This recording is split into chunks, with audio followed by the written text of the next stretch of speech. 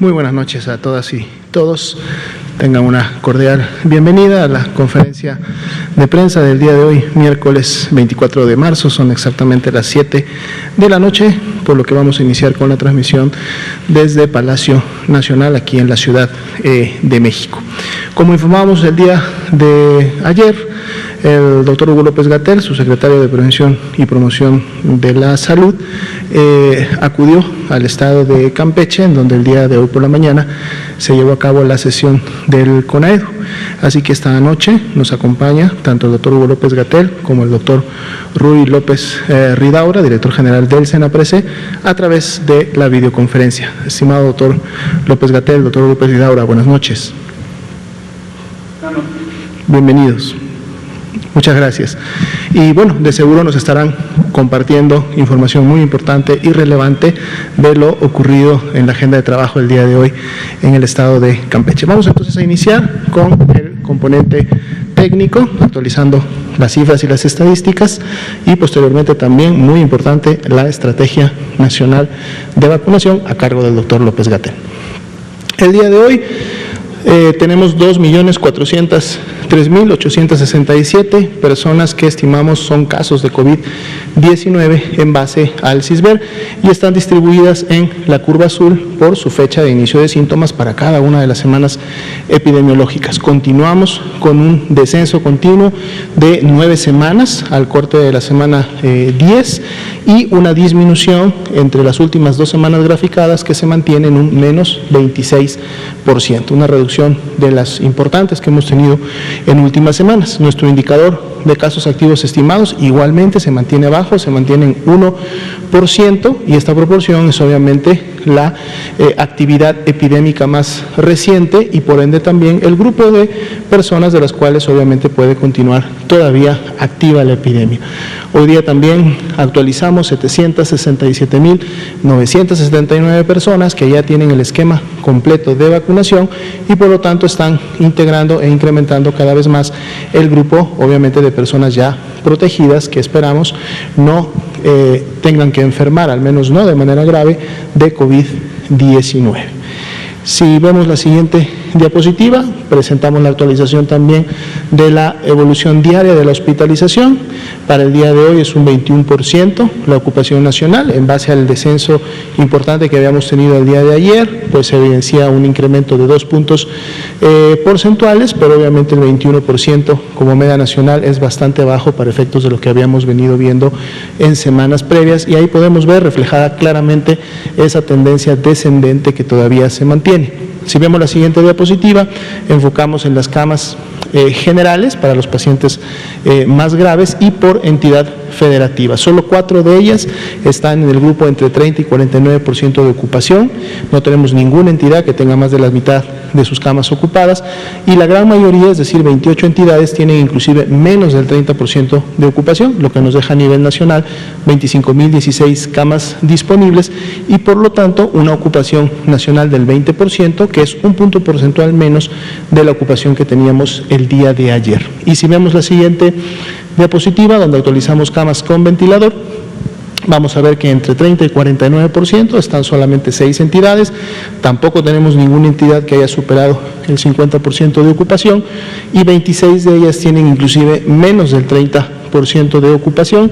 Son 8.287 camas disponibles en todo México, lo que nos genera una ocupación nacional similar a la que teníamos el día de ayer para camas con ventilador, que es del 24%.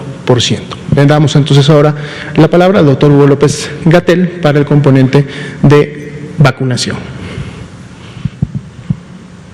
Muchas gracias, doctor Economía, director general de epidemiología. Muchas gracias a todas las personas que nos escuchan en esta expertina sobre COVID-19. También gracias a las compañeras, a los comunicadores que están en la sala. Hoy día, nacional, agradezco también a nuestros compañeros de Petropie que nos apoyan en esta transmisión siempre desde allá y también cuando somos estudiantes en las visitas a las entidades ciudadanas. Hoy tenemos mucho que comentar, no para el informe técnico sobre vacunación de manera más específica, porque la visita que hemos hecho al estado de Campeche ha sido muy productiva en varios de los aspectos que estamos trabajando. tanto en la vacunación, el programa de vacunación contra el SARS-CoV-2 para prevenir el COVID-19, como en la conversación con la Secretaría de Educación Pública, dada por la ministra Gómez Álvarez, y este tipo de trabajo, quienes tuvieron gentileza de invitarnos al Consejo Educativo Nacional, justamente como ya comentaba la doctora Lomía, para interactuar con las y los secretarios de salud, de educación del país, las entidades federativas, también las personas directoras de los subsistemas educativos, y fue una experiencia realmente enriquecedora. ¿Cuál fue el propósito? ¿Cuál fue la orientación? Conversar sobre COVID-19, la epidemia, la realidad es que tenemos ya 6 semanas consecutivas de reducción de la epidemia, la oportunidad de expandir la vacunación a las personas trabajadoras de la educación con una visión de ampliar o acercarnos al momento de abrir las escuelas, que tenemos ya clases. Son consideraciones muy interesantes, muy positivas, y nos llevaron a una de las perspectivas de lo que ya comentaba esta misma mañana el presidente en la conferencia matutina sobre ese balance entre oportunidad de restablecer la normalidad en servicios fundamentales como la educación, que ayudan a garantizar derechos como la educación, pero también la prudencia de hacerlo de una forma bien programada, ordenada, cuidadosa y con base en la evidencia, en la realidad epidemiológica. En unos momentos comentaremos sobre eso. Pasamos en la primera diapositiva, el informe numérico.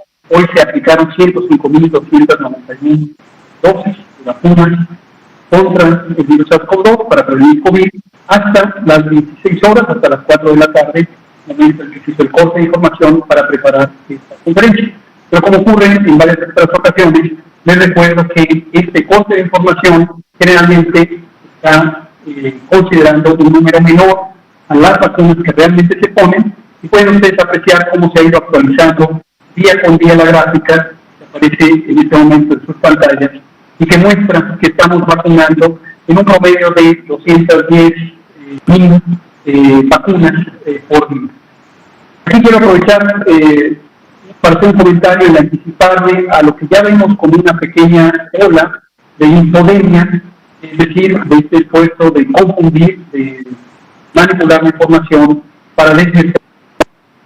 El esfuerzo que se está haciendo, se está indicando la idea falsa de que tenemos millones de dosis de vacunas almacenadas en los ultracongeladores o en los refrigeradores y que no la estamos aprovechando adecuadamente.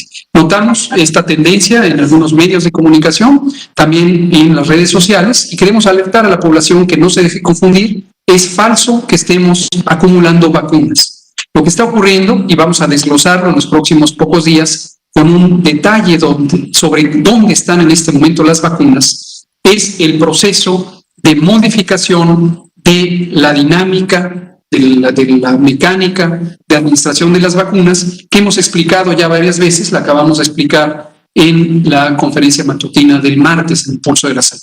Lo resumo.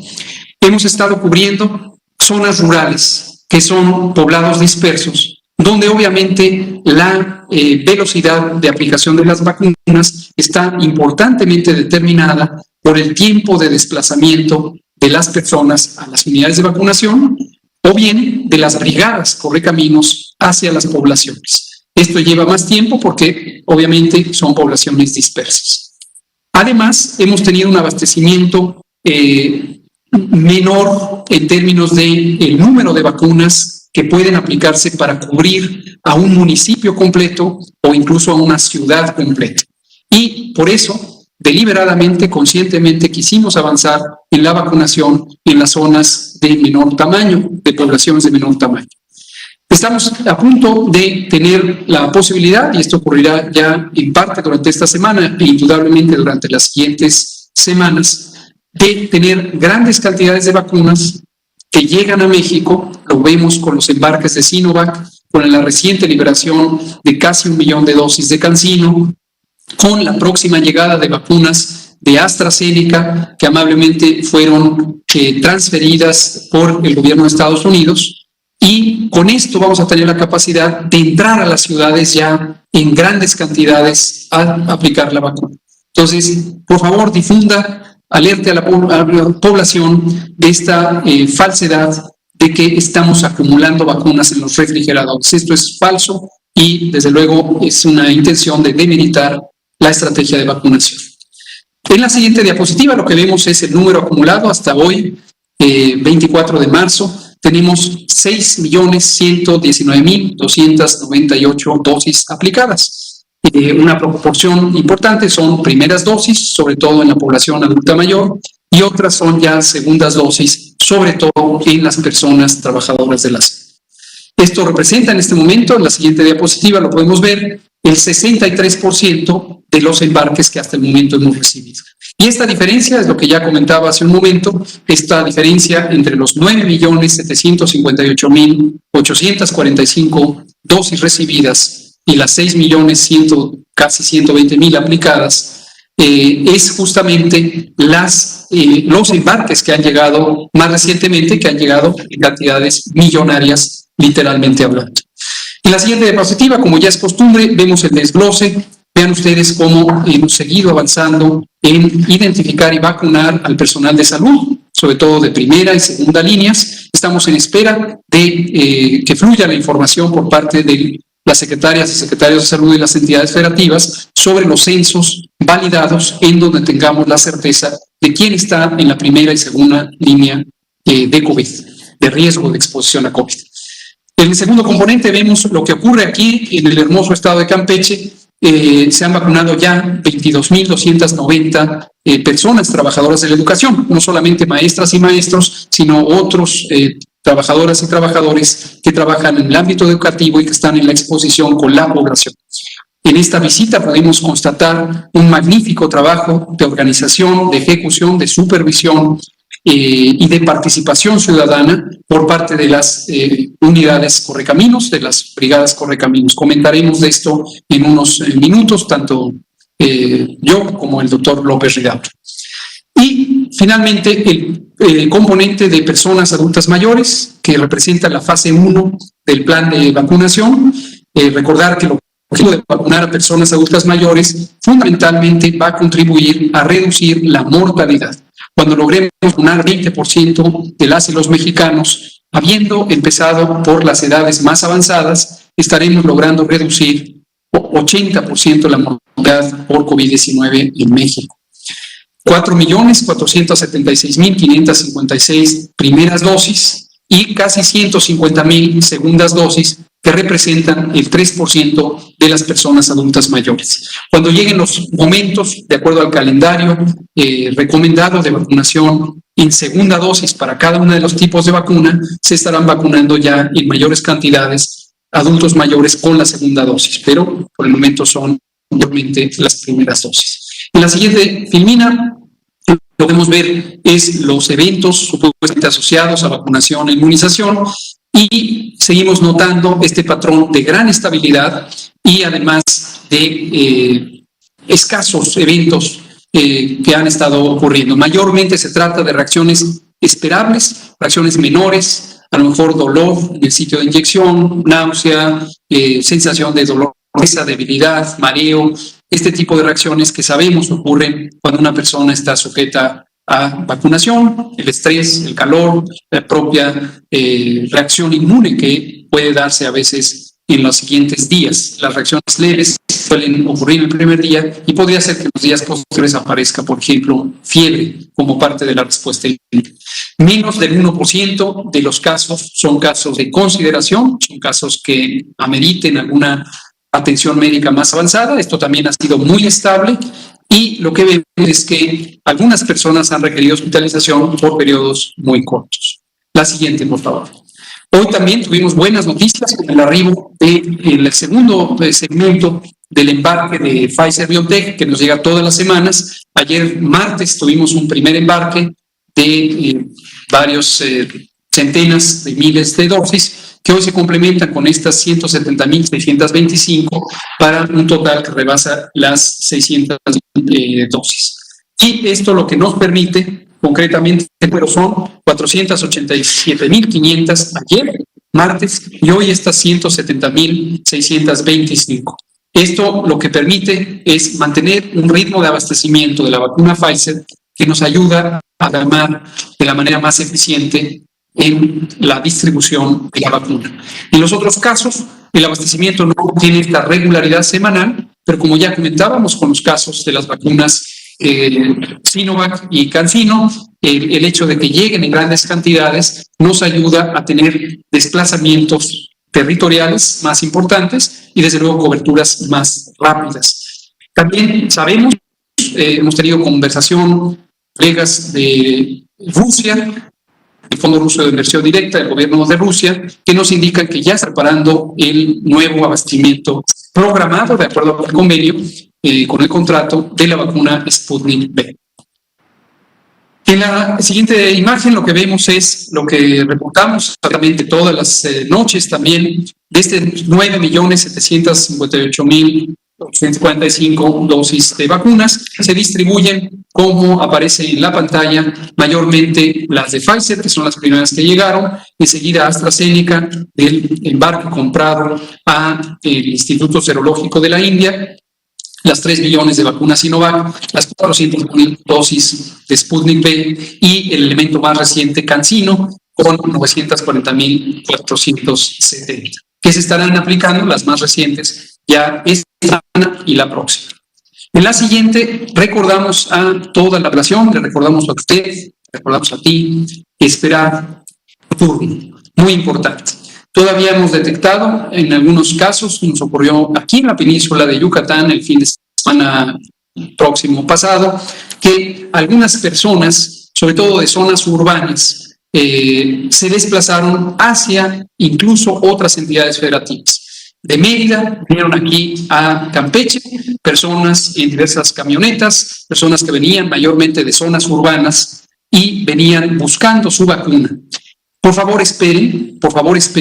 Recuerden que la programación de la vacuna es la que toque vacuna a todas y todos las personas que están en México. Va a haber vacuna para todas y todos, entonces no hay necesidad de anticiparse. Por favor, se respete la distribución territorial. A veces ocurre, y esto es particularmente preocupante para nosotros, para el gobierno de México, que personas de ciertos sectores adinerados de las zonas urbanas se desplazan hacia las zonas rurales buscando la vacuna. Y esto complica mucho el panorama, además de que es obviamente una situación irregular que está abusando de la confianza de las personas de la localidad donde se está vacunando. Por favor, respeten, por favor, mantengan la actitud de solidaridad que la mayoría del pueblo de México ha mantenido de todos estos meses. En la siguiente diapositiva, el tema reciente, la Semana Mayor, el periodo de asueto, que también para algunas personas es considerado la Semana Santa. Esto implica 2 semanas prácticamente de asueto en la mayoría de los empleos y es importante recordar que el riesgo de una tercera ola es vigente en México, vigente en la mayoría de los países, o en todos los países del mundo. En este momento en la región de Europa hay una tercera, para algunos países 4ª ola, esto quiere decir una reemergencia, un rebrote que vive en esos países. También en la zona sur de nuestro planeta, en el hemisferio sur, particularmente en nuestro caso, el continente americano, en los países latinoamericanos, tenemos una reemergencia en varios de estos países. Es por eso que estamos atentos, estamos alertas de que esto pudiera pasar también en la región de Norteamérica. En este momento ni Canadá, ni Estados Unidos, ni México tienen una reemergencia, lo que tienen es una tendencia a la reducción. Por cierto, esto hoy mismo la directora general de la Organización Panamericana de la Salud reconoció los esfuerzos de los gobiernos de estos 3 países que han logrado que exista esta tendencia de reducción. Pero no nos confiemos. Y el periodo de asueto puede implicar riesgos de transmisión si es que las personas se congregan. Por eso ayer presentamos un decálogo, una serie de 10 recomendaciones de carácter general para que las personas las tomen en cuenta en los siguientes días. Entonces, por favor, contamos contigo para tener unas vacaciones seguras. Por favor, no seas arrastrado por una tercera ola. En la siguiente diapositiva vamos a hablar de un tema diferente, pero que no queremos dejar pasar, y es la enfermedad tuberculosis. Y esto lo recordamos hoy porque es 24 de marzo y como todos los 24 de marzo recordamos o conmemoramos la existencia de esta enfermedad infecciosa causada por una bacteria, una micobacteria, que sigue causando en el mundo entero importantes daños e importante mortalidad. En México, en el mundo, sigue presente la tuberculosis. Algunas personas a veces piensan que la tuberculosis es una enfermedad del pasado, algunos piensan incluso que de la Edad Media. No es el caso. La tuberculosis es una enfermedad contemporánea, sigue afectando a grupos importantes de población. Entonces, es importante recordar que si una persona, veamos la imagen, si una persona tiene tos persistente, sobre todo tos con fleas, puede ser tuberculosis, no quiere decir que necesariamente lo sea. En la siguiente diapositiva recordamos sobre esto, si pasan por favor la siguiente imagen, y de particular interés es el binomio del virus de la inmunodeficiencia humana con la tuberculosis. Se conoce desde hace décadas, par de décadas, que las personas que viven con VIH, con el virus de la inmunodeficiencia, que han tenido un deterioro importante de su sistema inmune, tienen un riesgo muy aumentado de tener tuberculosis. Pero también las personas que padecen tuberculosis podría ser que no sepan que tienen infección por VIH. Entonces, por esto, el Centro Nacional para la Prevención del VIH, a cargo de la doctora Lencela, nos recuerda que si vives con VIH, hazte la prueba de tuberculosis.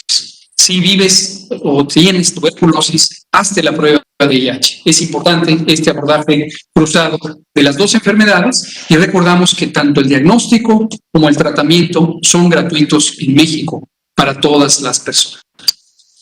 Termino conversando un poco la descripción general de lo que hemos visto aquí en Campeche, antes de abrir a preguntas y respuestas.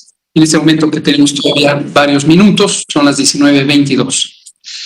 La misión en Campeche tenía dos propósitos fundamentales. El primero era el acompañar a la secretaria de Educación, Delfina Gómez Álvarez, y su equipo de subsecretarios y directores generales para participar en el Consejo Educativo Nacional, que se celebró aquí en Campeche con la hospitalidad del doctor Ricardo Co.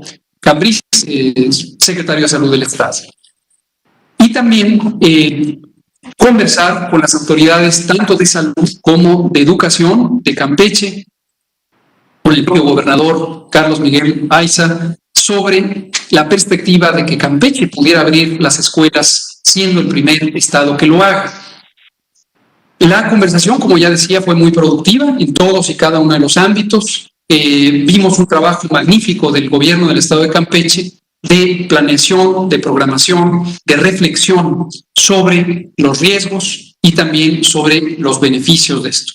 Recordamos a toda la población que nos escucha que el manejo de un fenómeno complejo como esta epidemia para todos los países del mundo implica el balance de dos objetivos: el proteger la salud y la vida por medio de las intervenciones que nos llevan a restringir la movilidad en el espacio público, la sana distancia, el cierre temporal de establecimientos públicos, para evitar que se congreguen las personas y que se contagien.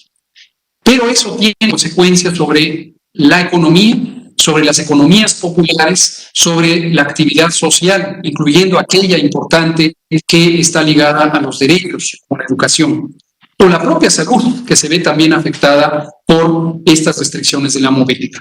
El punto de balance de estos dos objetivos continuamente tiene que restablecerse, reanalizarse, calibrarse. Y este es el caso ante la oportunidad de abrir las escuelas cuando se tenga un progreso en continuar el control epidémico. Campeche es un estado, como lo hemos dicho muchas veces, que tiene la particularidad que durante prácticamente 6 meses, medio año, se ha mantenido el semáforo verde y la transmisión del virus SARS-CoV-2 es mínima. Entonces, es por esto, más otras consideraciones sobre la demografía, sobre la manera en que estaba geográficamente organizado el Estado, que permiten la posibilidad de abrir. Pero no queremos correr riesgos, no lo quiere correr el gobierno del gobernador Carlos Miguel Aiza, no lo quiere correr el gobierno de México. Y por eso trabajamos de manera coordinada y llegamos a la conclusión que es necesario abrir, definitivamente necesitamos abrir las escuelas, pero lo vamos a hacer en una forma gradual, escalonada y basados en la evidencia de un buen control que se mantuvo. El presidente, ya decíamos, esta mañana en la conferencia matutina comentaba sobre esta perspectiva de consenso para lograr minimizar los riesgos, pero ya empezar a normalizar la vida pública, sobre todo en la educación. También fue la perspectiva del Consejo Educativo Nacional.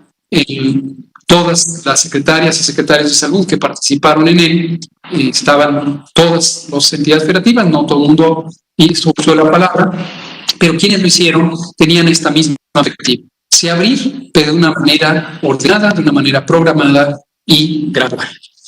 Ese fue el primer elemento. El segundo elemento, que fue el objetivo también de esta visita, fue visitar y supervisar el operativo Correcaminos de vacunación contra COVID. Visitamos más de 6 centros de vacunación, puestos de vacunación de todas las instituciones, de la Secretaría de Salud, en el Hospital Centro Oncológico del Estado, también en el ISSSTE, en una unidad de medicina familiar, en el IMSS, en otra unidad de medicina familiar, también en la región naval militar en la que nos encontramos en este momento, donde hay un puesto de vacunación, y en la zona militar, donde hay otro muy grande puesto de vacunación. Constatamos un trabajo extraordinariamente bien coordinado. Aquí quiero felicitar a la teniente médica de Hoyos, quien es la representante del operativo Correcamino en el Estado. También a Katia Meave, quien es la delegada federal de los programas de bienestar, y desde luego al secretario de Salud, José Luis González Pinzón, que han sabido organizarse las 3 entidades y todos los equipos de trabajo. Vimos orden, vimos pulcritud, vimos claridad, vimos transparencia. Y las y los servidores de la nación, participantes de todos los programas de bienestar, constatamos que juegan un papel fundamental en la operación de los puestos de vacunación. Sin ellas y ellos no se podría dar tal grado de eficiencia en la aplicación de la vacuna. La experiencia, por tanto, nos demuestra la necesidad de estos operativos más complejos de lo que estamos habituados en el programa ordinario, el programa de vacunación universal.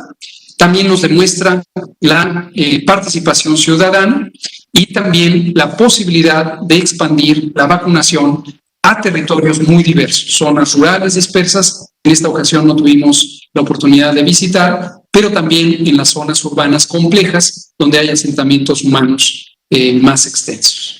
Entonces, esta es la síntesis de lo que vivimos. Agradecemos, por cierto, también a la Secretaría de Marina, su hospitalidad. Estamos en este momento en la región naval militar, que tiene un papel muy importante en el resguardo de los correcaminos, lo mismo que la Secretaría de la Defensa Nacional y nuestras heroicas Fuerzas Armadas de mar, tierra y aire han jugado un papel sumamente importante en este operativo y lo agradecemos una vez más.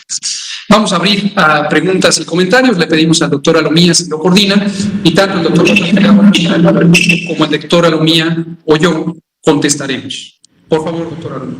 Mucho gusto, señor subsecretario. Vamos a la palabra, por favor, aquí y aquí también, que ahorita seguimos. Hola, buenas noches, Arturo Contreras de Pie de Página. Aprovechando que está el doctor Ruy López Ridaro de Bracua, la semana pasada preguntábamos sobre la descoordinación o la falta de, digamos, acuerdos o de coordinación con las autoridades locales, ¿no? Especialmente en Jalisco, para la vacunación, y en algunos otros estados en donde la gente está teniendo que hacer filas muy largas, ¿no? Tienen que hacer esperas de hasta 2 días para vacunarse. Entonces, preguntábamos sobre esto, nos decían que ustedes en el enlace que está viendo esto, y pues bueno, saber qué está pasando, ¿no? Y saber cómo se puede mejorar, si es que las autoridades de Jalisco no están acatando las recomendaciones que se emiten desde la Secretaría de Salud, o dónde está esta ruptura del vínculo, ¿no? Saber por qué están pasando así. Y una segunda pregunta, desde hace rato lo hemos insistido, ¿qué pasa con los teléfonos de los deudos COVID y este apoyo? No hay respuesta, nos han dicho ya hace más o menos 3 semanas que lo van a revisar. Y pues bueno, de momento nada más. Sí. Muchas gracias. ¿Sí? Gracias por la pregunta. Sí, la escuché cuando la hizo la vez pasada. Pero creo que la respuesta es parecida a lo que ya respondió en su momento también el doctor López-Gatell y el doctor Alomía. El trabajo, tenemos una serie de manuales estandarizados para tanto la planeación como la operación de los puestos de vacunación. Pero también todos los días tenemos una reunión para ajustar y identificar oportunidades de mejora, entender experiencias locales que han ayudado a resolver problemas de cuellos de botella en puestos de vacunación, y en general todas estas cosas o estas soluciones locales se comparten para ver cómo se pueden implementar en cualquiera de los sitios de vacunación. Entonces tampoco es difícil pensar que existe un procedimiento totalmente estandarizado que funcione en todo tipo de situaciones, en todos los puestos de vacunación, en todas las realidades. Siempre van a haber y siempre hay necesidad de adaptar, de encontrar soluciones locales, y muchas veces puede tardar, puede ser que en el primer día no se encuentren, pero entonces ya en el siguiente día se mejoran. Entonces realmente el reporte que tenemos y después, y hablando con todas tanto los enlaces Correcaminos, los enlaces de bienestar, es que la gran mayoría de los puestos de vacunación en todas las entidades federativas están funcionando bien. Y realmente la recomendación principal es no acelerarse en la programación. Algunos de los problemas que identificamos es el que empiecen a convocar antes de tener la seguridad de que van a llegar las vacunas, porque puede ser que en el retraso del envío pues se complique ya la operación de la aplicación. Entonces eso ha sido una recomendación general de que sí es importante la programación, es importante la planeación operativa, y que si necesitan tomarse un día para esta programación operativa, es importante que se lo tomen. Específicamente en el caso de Jalisco, hemos tenido muy buena colaboración con la Secretaría de Salud, en Correcaminos y el enlace de bienestar. Están trabajando muy bien. En efecto, cuando hemos ido identificando las zonas conurbadas de Guadalajara, ahora también se inició el municipio de Guadalajara, y siempre pues cuando uno llega a los municipios grandes de alta densidad poblacional, puede ser que los sitios masivos de vacunación tengan una mayor complejidad que un puesto tradicional. Se ha también producido, y agradezco mucho el apoyo también de todo el equipo en el Estado de México, que nos ayudó a formar un manual de puestos de alta eficiencia, que también lo pueden encontrar en la página de coronavirus.gov.mx de vacunación. Y ese es el manual que también le hemos compartido a todas las entidades federativas para poder instalar puestos masivos y de alta eficiencia de vacunación. Entonces, creo que sí, creo que pueden suceder estas cosas, pero no hay así un problema sistemático en ninguna entidad, mucho menos en donde tengamos un problema recurrente o repetitivo de falta de políticas. Muchas gracias, doctor Alomía. Sí, en relación a la segunda pregunta, precisamente se emitió un comunicado en relación al proceso que deben de seguir aquellas personas que a lo mejor todavía no han podido concluir con la solicitud de este apoyo a deudos. De hecho, recordar, y aprovechamos para informar a la población que desea realizar este trámite, que cuenta con un año completo para poder llevarlo a cabo. Obviamente, mientras antes pueda integrar la documentación que se requiere, antes podrá ser en su momento dada una respuesta favorable, o podrá seguir integrando la información correspondiente, ¿no? De hecho, el último corte que se refiere en este comunicado, recordando que fue a partir del 2 de diciembre del año pasado, en que empezó el proceso de registro, y haciendo un corte el 22 de marzo se reportan una recepción de solicitudes de 211,840.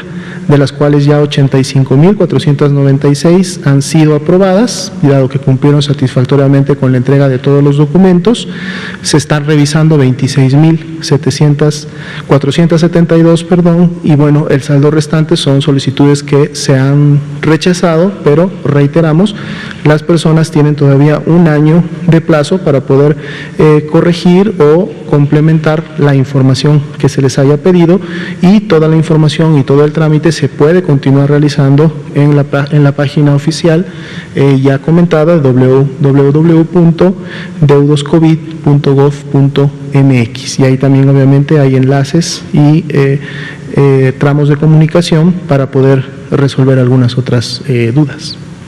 Sí, muy bien, por favor. Gracias. Buenas noches, Liliana Noble de Pulso Saludable.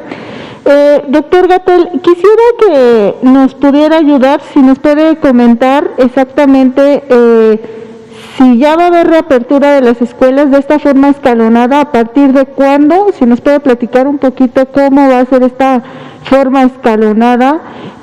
Y también nos comenta gente que por ahí hay algunos maestros que todavía no han sido vacunados allá en Campeche. ¿Qué va a pasar con ellos si ya esta próxima apertura se encuentra dispuesta por ustedes, las autoridades? Y tengo una pregunta adicional para el doctor López Ridaura y otra para el doctor Alomía. Gracias.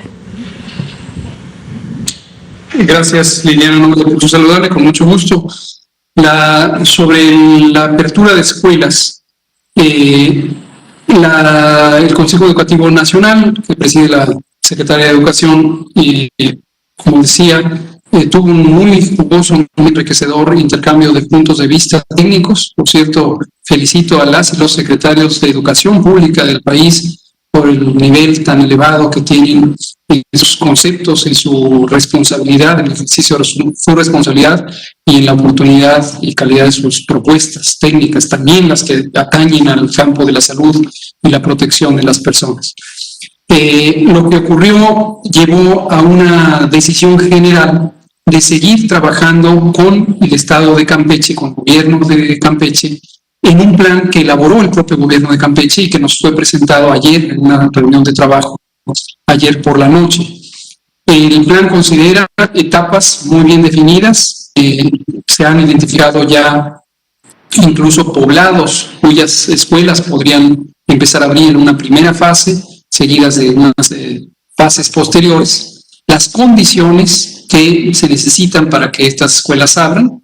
Y estas condiciones surgen de un documento que elaboramos conjuntamente la Secretaría de Educación Pública y la Secretaría de Salud desde hace más de un año. Esto es importante que la población lo tenga presente. El 14 de marzo de 2020, cuando se tomó la decisión por parte del Consejo Educativo Nacional de cerrar las escuelas, temporalmente las escuelas, ese mismo día ya teníamos listo un documento técnico que en su momento fue elaborado principalmente por los subsecretarios y el secretario de Educación Pública, y en el que contribuyó posteriormente la Secretaría de Salud, pero ya desde el año pasado. Es decir, teníamos la llave de salida, las condiciones técnicas en las que se pueden abrir las escuelas. Ese documento sigue siendo vigente, con algunos pequeños ajustes derivados del aprendizaje que se ha tenido de la epidemia, y es con base en ese documento que está trabajando el gobierno de Campeche para este regreso gradual y ordenado. Una etapa importante en la que estarán participando varias entidades federativas es el establecimiento de sus centros de aprendizaje comunitarios, que son formas de utilizar los recintos escolares para enfrentar posibles rezagos que se presentaran en la educación pública debidos a esta modalidad especial que hemos estado operando con las clases virtuales y mayormente fuera de las aulas. Entonces, varias entidades federativas expresaron interés, deseo, y algunas ya están trabajando en eso, de las comunidades de aprendizaje comunitario.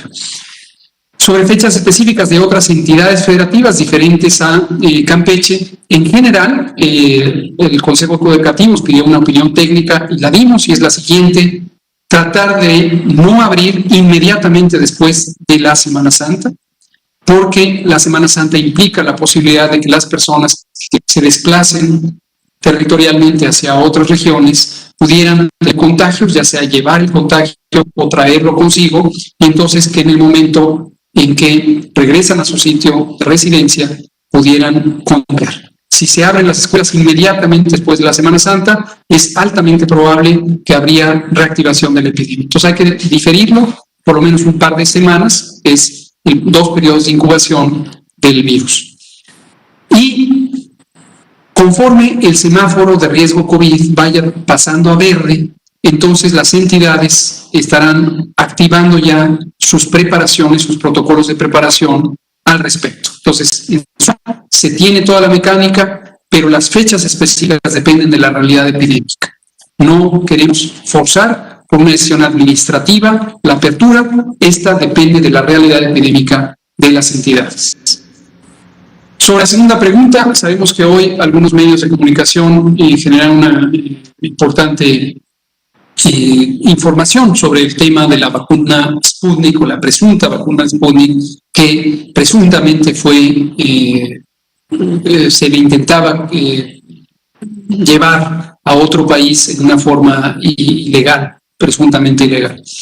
Lo que podemos comentar es que en la parte de investigación de este fenómeno hay presuntas responsabilidades o potenciales responsabilidades legales que están a cargo de la Fiscalía General de la República por tratarse de un posible delito en múltiples dimensiones de la ley. Entonces, no vamos a hablar del proceso porque esto está en un proceso de investigación. Lo que sí podemos es comentar sobre las preocupaciones de salud de aquellas personas que, si fuera cierta esta noticia y si se constataran la evidencia de que recibieron el producto, podrían tener la preocupación de que les falta su segunda dosis. El producto se está investigando en términos técnicos, con composición química. El producto está resguardado por la Fiscalía General de la República y conforme se hagan los estudios se podrá saber qué contiene ese producto, si se trata de sustancia activa, protectora contra el COVID-19, es decir, una vacuna real, o si no lo es. Y sobre eso tomaremos las decisiones de las recomendaciones que haremos públicas y dirigidas a las personas que pudieran estar en esa circunstancia. Cierro sobre esto recordando a la población que en ningún caso los frasquitos, los viales de este producto que fue incautado son de la compra del gobierno mexicano al Fondo Ruso de Inversión Directa. Es decir, no se trata de una vacuna que haya sido comprada por México. México le llegaron sus 400,000 dosis de estos primeros embarques y las utilizó en lo que se esperaba. Con el resguardo de nuestras heroicas Fuerzas Armadas, nunca se fugó, nunca salió de los ultracongeladores del gobierno de México el producto. Todo lo que se incautó es una presunta falsificación del producto. Gracias. Gracias, doctor Gatell. Doctor López Ridaura, buenas noches. Usted recordará que hace unas 2 semanas me platicaba cuando le cuestionaba sobre los médicos de consultorios privados y los dentistas que piden sean considerados en esta etapa de vacunación. Me comentaba que estaban planeando hacer una especie de software, una plataforma para que ellos pudieran registrarse. ¿Cómo va el avance de esta plataforma para que ellos puedan tener acceso al registro? Revisaba un estudio en donde habla muy interesante que al menos una gotícula de un paciente que acude al dentista y pudiera estar en proceso infeccioso pudiera contener al menos unos 10 o 20,000 copias del nuevo coronavirus SARS-CoV-2. Por eso para los dentistas es una oportunidad y una intención, me parece válida, pedir por la vacuna. Gracias. Muchas gracias por la pregunta. Sí, también escuché esta pregunta y la forma en que el doctor López Gatell contestó en días previos. Creo que es muy importante poder recordar algunos puntos de acuerdo a lo que sea la inquietud y las respuestas que estamos trabajando en ellos. Pero totalmente de acuerdo, somos los primeros en reconocer la necesidad de vacunar al personal de salud. Recuerden que hemos dividido al personal de salud en una primera línea, que son los que directamente están tratando pacientes con sospecha o con confirmación de COVID, tanto en el nivel como en todo el primer nivel de atención.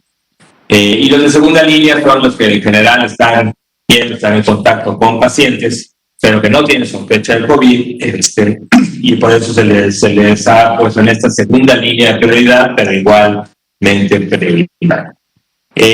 Como se comentó también en la sesión de ayer, o en la conferencia de ayer, la semana pasada tuvimos una sesión de CONASA, del Consejo Nacional de Salud, con todos los secretarios y secretarias de salud de los estados, y el acuerdo principal fue la necesidad de que se validaran también localmente los censos que tenemos. Los censos que se han ido registrando en la plataforma del IMSS son los que han variado mucho, y tenemos instituciones o hospitales o unidades que de manera responsable han podido clasificar bien al personal de salud. En otras secciones vemos que como personal de salud de segunda línea también están incluyéndose personal administrativo que no tiene contacto de pacientes, no tiene en general o no tiene mayor riesgo de infección que la población general. Y eso es un poco la idea de manejar los censos nominales, era precisamente evitar que, de acuerdo a una probabilidad o un supuesto el grupo prioritario, empezamos a vacunar a personas que están en un nivel de prioridad diferente, considerando que a toda la población se va a vacunar, pero que no podría estar desplazando vacunas del grupo de mayor prioridad, que es el de adultos mayores por los altos índices de mortalidad.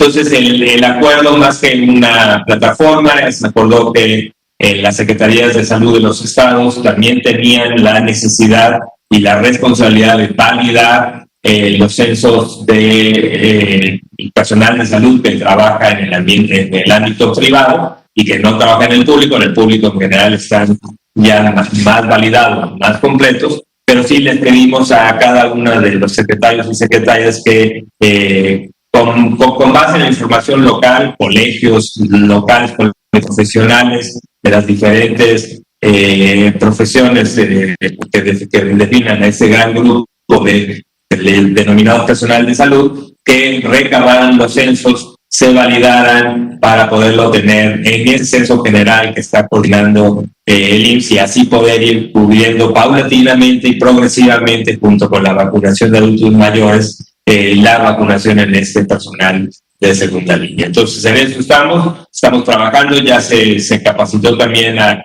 las diferentes enlaces institucionales a nivel del Estado, incluyendo de la Secretaría de Salud, en el uso de esta plataforma para validar en la plataforma los censos, actualizarlos, y que tener esta responsabilidad tanto local como federal para validar el censo y poder avanzar con ellos de manera ordenada, pero sí progresiva y de manera continua. Gracias, doctor Alomía. Gracias. Y finalmente, doctora Alomía, 2 puntos. Si nos puede ayudar nada más corrigiendo el dato de la vacunación en Ecatepec. Creo que ahí hubo un error de información muy certero que ayer usted me comentaba. Y le quiero platicar que el titular de la Secretaría de Salud en Puebla, José Antonio Martínez García, en conferencia de prensa explicó que una vez que las personas reciben la primera dosis deben de seguir los cuidados extremos de entre 12 y 14 días, la cuarentena, porque después de haber obtenido esta segunda dosis se convierten automáticamente en portadores del nuevo coronavirus SARS-CoV-2. Es muy complicado que una declaración así ocurra, porque entonces está preguntándose la gente lo que ustedes ya nos explicaron muchas veces, que no es una vacuna que nos pueda inocular transmitir la enfermedad. ¿Sí nos puede ayudar con eso, doctor? Gracias. Claro, con mucho gusto. Sí, una precisión a la información que dábamos en relación al inicio de la segunda dosis en Ecatepec. Cuando hicimos la consulta, precisamente el doctor Ruy López Ridaura, lo que me respondió en el mensaje fue que había iniciado la planeación y la logística para iniciar con la segunda dosis. Entonces yo malinterpreté y comenté que ya había iniciado la vacunación de la segunda dosis, no una fe de ratas. Gracias por la pregunta para corregir. Lo que inició fue ya la planeación y la logística, y de seguro con el arribo de las dosis que han llegado en estos días, la planeación contemplaba que ya para fines de esta semana pudieran estar iniciando la aplicación de las segundas dosis, ¿no? Eso sería la información correcta. En relación a lo segundo, creo que sí, han salido temas similares en ocasiones anteriores, y siempre la respuesta en relación a este marco, y lo decimos obviamente para que la población esté tranquila, la vacuna se aplica para precisamente prevenir la infección por SARS-CoV-2 o la enfermedad que produce SARS-CoV-2, que es la COVID-19. Por lo tanto, la vacuna no tiene la capacidad de desarrollar la enfermedad de COVID-19. No son virus que tengan, no hay virus en la vacuna que tengan la capacidad de desarrollar, de infectar a la persona y de desarrollar la enfermedad, sobre todo porque la vía de aplicación, además de la vacuna, es, como nosotros sabemos, de manera intramuscular en algunos de los dos brazos.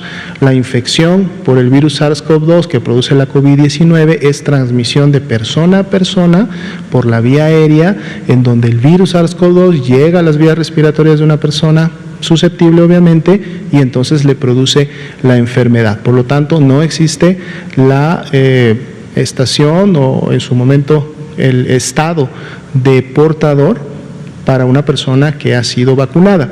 Ahora, que sí es importante también comentar y aclarar en este contexto. Recordemos que la eficacia que en su momento ha sido evidenciada y reportada por el fabricante de la vacuna para las vacunas que requieren 2 dosis se va a lograr hasta 14 días después de aplicada la segunda dosis, pero estamos hablando de la protección, de la eficacia, ¿no? Y que por lo tanto una persona que solamente tiene una dosis o que acaba de recibir la segunda dosis, todavía es posible que pueda contagiarse y enfermar de COVID-19, dado que no se ha logrado el tiempo completo para este logro de la eficacia. A lo mejor hay una confusión entre este tipo de información, entonces siempre la recomendación a las personas que recibieron su primera dosis y que están apenas recibiendo su segunda dosis es que hay que mantener las medidas de prevención individual, la sana distancia, el uso de cubrebocas adecuadamente y el lavado de manos hasta que se cumpla el tiempo necesario para esperar entonces ahora sí que la protección de la vacuna haya generado la inmunidad correspondiente. Por favor, vamos de este lado. Sí, muy bien, adelante. Gracias, doctor. Muy buenas noches. Buenas noches. Doctor José Luis Salomía, doctor Hugo López Gatell, buenas noches. Doctor Ruy López Ridaura también, buenas noches. Y saludamos al presidente Andrés Manuel López Obrador. Doctor, la primera pregunta es acerca del medicamento Metrotexato. Ya lo hemos buscado entre varios queridos suscriptores, nos han comentado también, lo he buscado en diferentes páginas de internet de farmacias, también varios amigos nos han comentado que hay escasez de este medicamento. Quisiera saber las circunstancias de esta medicina, si se está surtiendo o no, o qué complicaciones tendría, o para cuándo podría estar más disponible. Y tengo otras 2 preguntas, por favor. Adelante, doctor Almunia. Sí, bueno, en relación obviamente al tema de medicamentos, este medicamento obviamente está no entre los que se usan para la COVID-19, esto no es algo que pertenezca al esquema obviamente del tratamiento de la enfermedad. Podemos revisar si lo que ha estado usted percibiendo en redes pudiera realmente representar una realidad. Vamos a pedir el dato de la existencia, la disponibilidad tanto en el medio institucional como privado de este medicamento, que está obviamente más enfocado al tratamiento de pacientes con algún tipo de cáncer. Entonces podemos traer la información para en su momento corroborar o dar los datos oficiales. Claro, sí, muchas gracias. preguntar respecto a los protocolos que se pudieran llevar a cabo ahora en las próximas vacaciones y los consejos, las recomendaciones que se nos dieron. ¿Podrían ampliarse un poquito las recomendaciones acerca de todo lo que se pudiera llevar por parte de la población, como guantes, cubrebocas, y que pudiera abonar a una posible contaminación a playas y lugares turísticos? No sé si pudieran recomendar llevar alguna bolsita para que se metan los cubrebocas, como ya basura, por ejemplo, algo así que nos pueda ayudar para que no se contaminen los territorios. Sí, con mucho gusto, si me permiten la respuesta.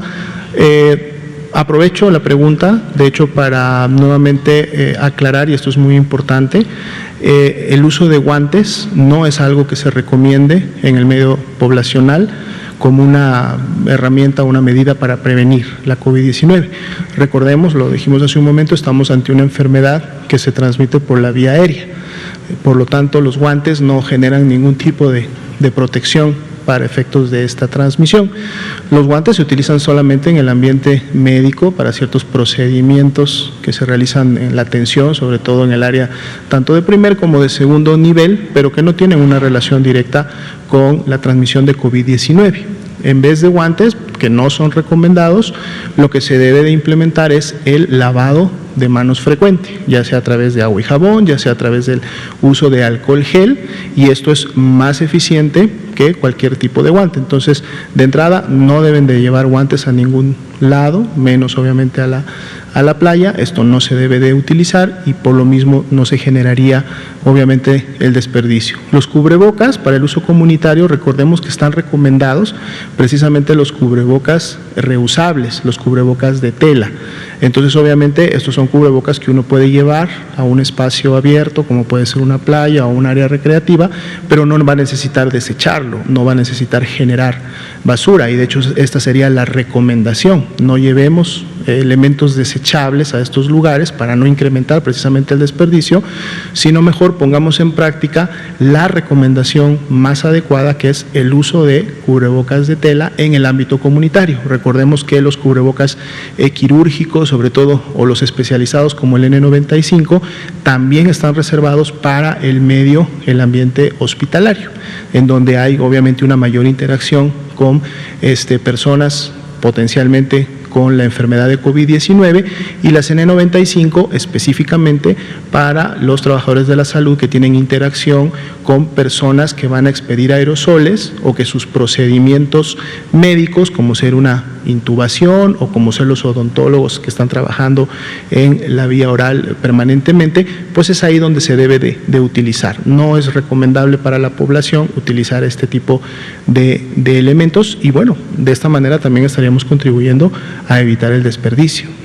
Claro que sí. Y una última, doctor, respecto a, por ejemplo, la vacunación en el municipio de Chimalhuacán, nos habían comentado varios suscriptores, queridos suscriptores, que se pide dentro de los requerimientos y los documentos que se pueden llevar, copia del INE. Mi pregunta es si lineamiento para poder recibir la vacuna ya se modificó. Vamos a ver también ahora sí más adelante que pidan otras copias del INE en otros municipios, o si se sigue manteniendo la regla de que no se pide la copia del INE. Efectivamente, de hecho, como lo comentábamos también en conferencias previas, y lo hemos recalcado mucho en los mensajes a la población, no se pide la copia del INE. Lo que se pide en los puntos de vacunación es una identificación que obviamente pueda tener el nombre de la persona y la dirección en la que vive. Si no está en un mismo documento, obviamente puede presentar cualquier tipo de identificación y puede presentar un comprobante de domicilio para poder, por un lado, verificar el nombre de la persona y el domicilio. Es importante para el registro de la vacuna y sobre todo el seguimiento seguimiento de la persona, tanto para la farmacovigilancia y el tema de los ESAVIS, como para la programación de la segunda dosis. Pero en ningún momento ni se pide, no se debe de pedir una fotocopia del documento de identificación, ni tampoco se saca una fotografía en el momento en que se presenta en el punto de vacunación. Esto no se debe de hacer y las personas, si se les solicita esto, pueden sin ningún problema negarse a otorgar o dar este tipo de copias. ¿Sí? Muy bien, doctor Hugo López-Gatell, no sé si gusta comentar algo más para cerrar ya la conferencia. Pues solamente un par de frases. La epidemia sigue, pero afortunadamente en México llevamos 6 semanas con reducción de la epidemia. Este patrón ha sido muy consistente. Sin embargo, no debemos confiarnos en todo momento, como lo hemos dicho siempre, mientras exista circulación del virus SARS-CoV-2, mientras exista la epidemia activa de COVID-19 en cualquier parte del mundo, todas las naciones estamos en la posibilidad de que haya un cambio y empecemos a tener una siguiente ola. No queremos una tercera ola, hay que mantener las medidas de prevención de sana distancia. El lavado de manos, el uso de cubrebocas, la sana distancia y las 10 recomendaciones del decálogo para la semana mayor. Mientras, seguiremos con la vacunación. Llevamos más de 6.100.000 dosis y seguiremos próximamente de una manera mucho más acelerada con la vacuna que vaya llegando, que tenemos a las 10.000 brigadas Correcaminos y la posibilidad de ponerla de manera inmediata. Muchas gracias, nos vemos mañana. Muy buenas noches, doctor López-Gatell, doctor López Ridaura, todas las personas aquí. Seguimos mañana con más información. Buenas noches.